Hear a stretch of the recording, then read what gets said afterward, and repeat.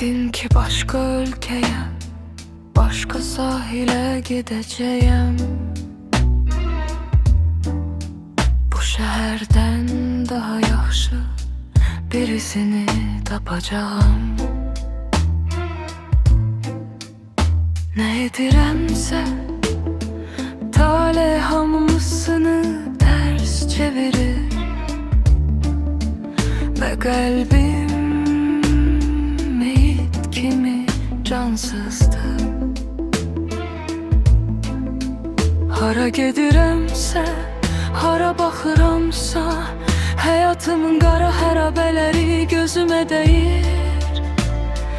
Bax, burada mən neçə illərimi məhv etmişəm. Nə qədər mənim ruhum axı burada çürüsün.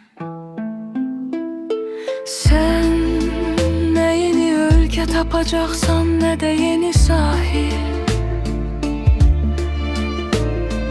Bu şehir həmişə səni izləyəcək. Sen bu küçələrdə addımlayacaqsan, bu elde yaşlanacaqsan, bu evlərdə saçlarına den düşəcək.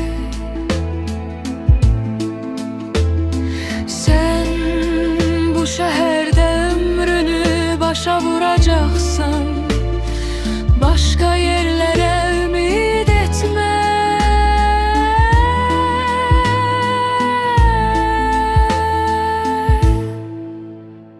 Sen yaparmağa ne bir gemi var, ne de senin gitmeyin üçün bir yol.